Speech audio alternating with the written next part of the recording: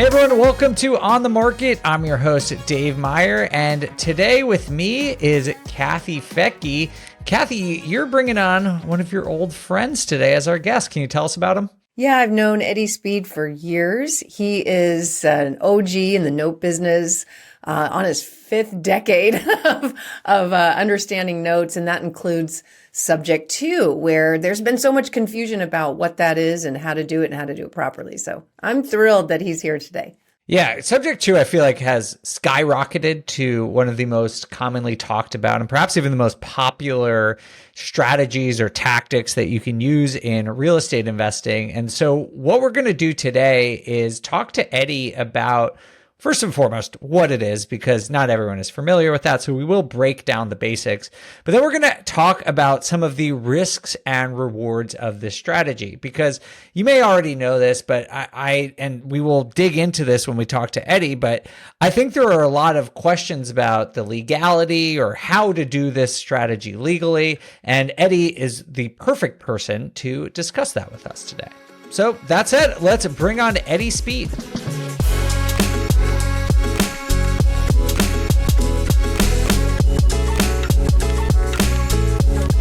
Eddie, welcome to the show. Thanks for being here. How you doing, Dave? Great. Very happy to have you. Thank you. Let's have you start by telling us a little bit about how long you've been investing and when did you first learn about creative finance and specifically the subject to strategy? Well, my original business was I'm a seller finance note buyer, and I started doing that in 1980.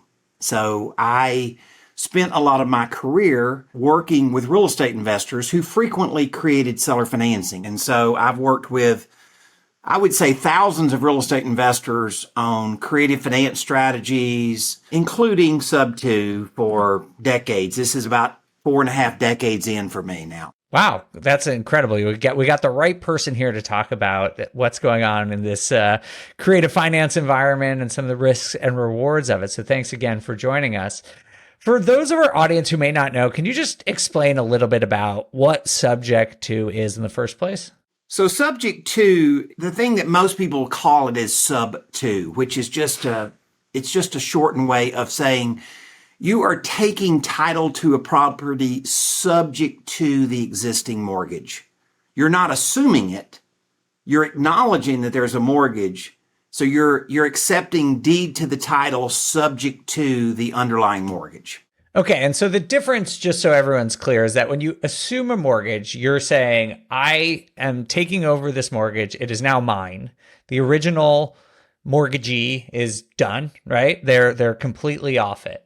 But subject to is different in that basically the original borrower stays on the mortgage, but the person who gets the mortgage subject to basically takes over the payments of that mortgage. Is that right? Yes, they're not technically legally liable for it. They're taking it subject to, but they are fully aware that if they don't pay the mortgage, then they could lose their interest in the property, right? It's a legal maneuver. It's not an assumption. There's no qualification. Let's be perfectly honest about it. You know, they are not trying to go wave a flag in front of the lender who probably has a due on sale clause. And so they are trying to take over the existing mortgage because of rates. They're trying to take over a low interest rate mortgage and take advantage of paying that debt back versus paying cash or go getting a more expensive mortgage. Eddie, that's always been my concern and why I haven't really looked into this that much because of that due on sale clause. But it sounds like banks haven't been calling it, but they've also not had 2% interest rates. So is that a risk? 100%. I mean, that's the risk. The risk is you're taking over a very advantageous loan at a low rate. The risk is you do something and you now trip the due on sale clause and alert the lender, and we can talk about what those likely scenarios are to most likely trigger the loan. And that's exactly what it is. This is not for amateurs. This is not for beginners. Your first deal probably doesn't need to be a sub-2. So it's a market condition. Savvy investors do it. They're usually in a position, Kathy, if something goes wrong, that they can write a check and solve the problem and pay off the underlying mortgage. And so that really starts qualifying like who really is a candidate for this strategy. Oh my gosh, that's such a good point. Yeah, having that backup plan. Eddie, I'd like to just talk about some of the basics of subject to for a minute here. Can you just tell us, why would a seller agree to this? Because they need to get out of the trap. What trap is that? You know, like we see it all the time. Somebody's in the military, they get transferred. Like their life's changed. You got to move. You got to, and so we're now in a market where rates are much higher and affordability is very different, and they need to get out of it. You know, and I've been around the business. I'm in 3 masterminds that I would say safely, probably 80% of the top 500 house buyers in those masterminds. And so I hear these stories a lot. And the people just need to be in a situation where they can move on. If properly done, they've been fully explained, have had fully explained to them exactly what's happened and what you're doing, right? Now, do you think that everybody that's done a sub 2 has done a super clear job of doing that? I have some doubts, but I would say that if anybody that has done this, that is taking responsibility and doing the right thing, they've explained the scenario and they're saying, this is a risk you're taking. You need to fully understand the risk. And if this is an acceptable risk, then this might be a strategy to let you get out of the trap. And oh, and by the way, you're not going off the mortgage and you're not going off the credit report. You still are responsible for the debt.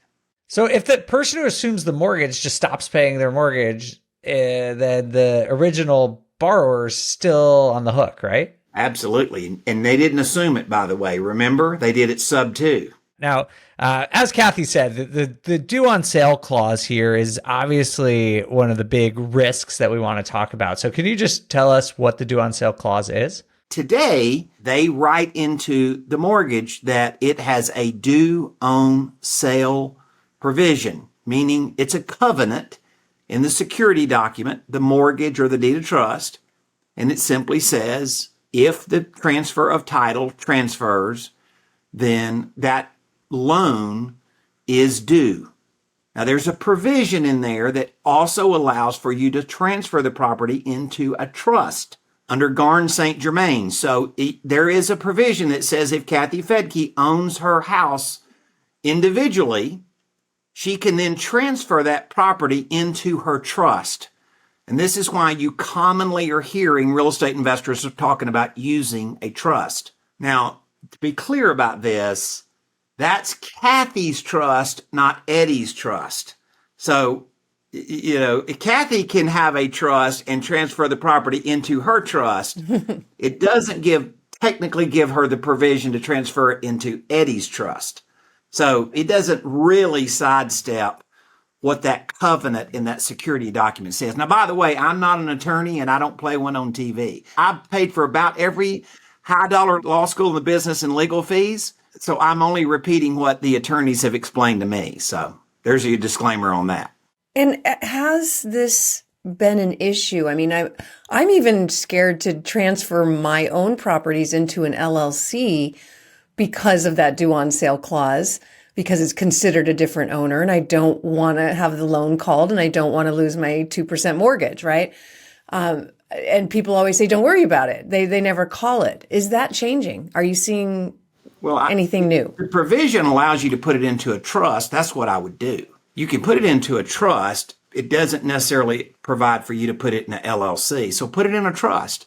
You could have an LLC as the beneficiary for the trust. Yes. So you could figure out how to paper it. So people, if you're listening to this, you're going, Eddie, this is like a legal maneuver. This is like a legal maneuver to acquire property that really isn't totally cool with the servicer that you're doing that. And the answer is that's exactly what it is. So you're saying, are you a proponent of this? I'm saying to you that it is a common business practice for seasoned real estate investors in this environment that we're in, that some of them are doing it. Eddie, I know you're not a lawyer, so I won't ask you to tell us the specifics of the legality here, but would it be safe to say that subject to properties are legally ambiguous? Like it's not clearly legal? This is what I've been told. This is not illegal. It is not illegal to do this. There are some things that can be illegal about it, which we can discuss. But it is in the spirit of it is not against the law to do this. You are breaking a covenant in the security document, right? That's different than breaking the law. Okay, I see. So it's just basically you're breaching a contract. You could be, let's just say, in theory, you could be breaching a contract. 100%. Okay. And maybe this is a silly question, but if that's the case, why would an investor want to do this? They're trying to take over a low rate loan. Okay.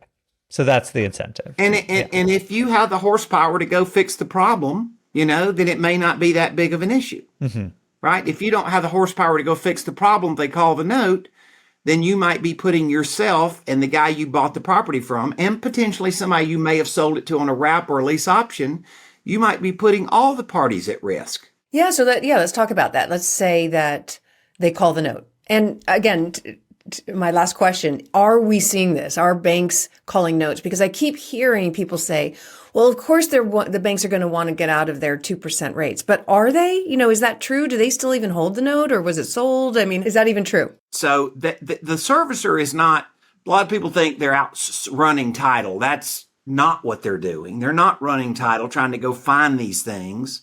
Something has triggered them doing it, and then they're under a fiduciary responsibility to investigate it. That's really where I think the rubber meets the road. So the question becomes, how does a servicer figure this out, right? What is the trip switch? There's a couple of things that can happen, right? The borrower could get just nervous and just call the lender and go like, oh my God, I can't believe I did this. Like 60 days later, I just did the dumbest thing. That could happen. You ever seen that happen, Eddie? I've seen it happen. Right? So they go and rat on themselves. Like you wouldn't think they would, but I've seen it happen. Right? That can happen. Here's another thing. This is very common. Mr. and Mrs. are getting a divorce. They're walking away from each other. Let's just let somebody take over the mortgage. We're going to walk away and we're going to live our own life. Okay, well, the Mrs. now, 2 years later, she meets a new Mr. She's getting remarried, right? And things are going good and they're going to buy a new house, Dave. And they go down to the mortgage company, and the mortgage company asks them, takes a loan out, and Mrs. never mentions the existing mortgage because that's not hers anymore, right?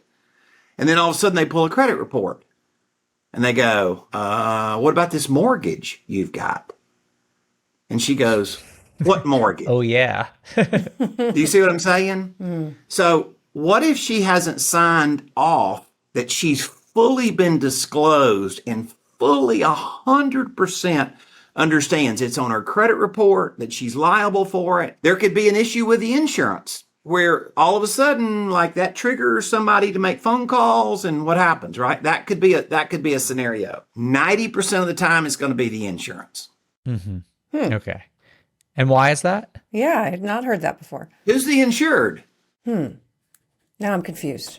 Well, you know, Kathy's rich and probably doesn't have a mortgage, but for us other types, You're sweet. right, that might have a mortgage, right? We're going to have to send our insurance policy to the lender every year, and it's going to say, to protect your interest, Mr. Lender, we've made sure that we insured the property, right?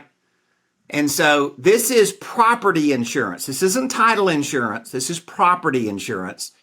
And the deck page of that insurance is going to say, who is the insured? And if you want to know what likely is going to cause the trip switch, somebody who is not necessarily a decision maker at that servicing shop is responsible for clicking the button and saying, yes, Kathy has insurance, blah, blah, blah. Here we go. And she takes it over to her supervisor and she goes, well, Kathy's no longer the insured. What do I do with this one? So the person who purchases subject to needs to get new insurance, and that creates confusion with the servicer, and that could trigger just an investigation internally. Yeah, and there are some things that are stated in the marketplace that are solutions for this that I think are, well, not correct. Okay. So here's what we're going to do, Kathy. I'm going to buy this property sub 2 from you. We're going to keep your insurance and I'm going to pay your insurance premium. And then I'm going to go put another policy against it where I'm the insured. Let me ask you a question. What if the house burns down? Who's going to pay the claim? That's why we need you, Eddie. We don't know. You don't think those insurance companies are going to have a problem with the fact that we're insuring Kathy, although she has no other interest in the property, right? You don't think they're going to have an issue with that, right? Or you don't think another insurance company is going to say, oh, wait a minute, you have 2 insurance policies on this house? That's a black hole that I don't even think about. But I know, I've been told this many times, Kathy, from some people that you and I mutually know. I've been told that that's how you fix it. My guys that give me counsel and legal advice on this say that is definitely not how to fix it. Well, I think that really does bring back to this is sophisticated, and you should be getting your legal advice from an attorney. And one that didn't get it in a Cracker Jack box. That would be especially helpful.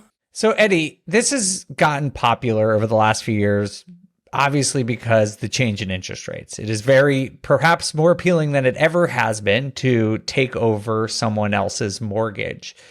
Given everything you know about this, what is the profile of an investor who should think about this type of strategy? I think you need to be operating at a level where you are making a very informed decision about the strategy and the process and the documentation and the risk associated with it, and that you are prepared for something not to go right and that you're in a position to fix it. Now, there's another issue here that we haven't really discussed that's very important, and that is state statutes relative to borrowers that are delinquent on their mortgage. Because a lot of times the reason people do a sub 2 is they're behind on their mortgage. So about 50% of the states have mortgage foreclosure protection laws. That means if you're delinquent on your mortgage, Kathy, in your state, for sure, there's consumer protection laws that says in the state of California, if you're delinquent on your mortgage, you're a protected class. You're like a minor. You know, I thought the opposite was true because in California, you can foreclose in like 28 days or something, unless the laws have changed. I don't know. It's very, very quick here. Yeah, it's shocking. There are places like Pennsylvania where I would never hold a note because you can't foreclose. Florida has been shockingly very difficult, considering the color of that state, so to speak. But California, I always thought was pretty easy. But you're right, Eddie, like every state is different. All right, so let's go back in history and let's talk about why this happened.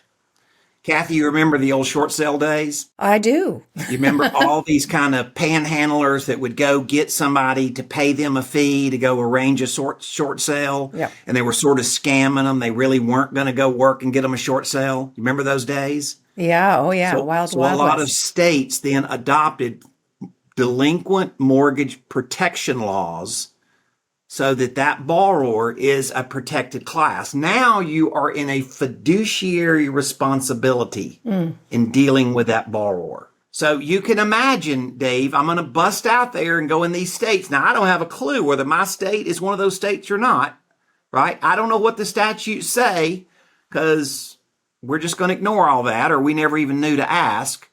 Now, all of a sudden, I find somebody, they're delinquent on their mortgage, and I'm going to write them a check, get them to deed the property to me, and I'm going to buy the property at a discount, right? Now you go back and say, I wonder if some of those mortgage foreclosure protection laws said that my fiduciaries could do that. Because now they're in a fiduciary responsibility in dealing with me.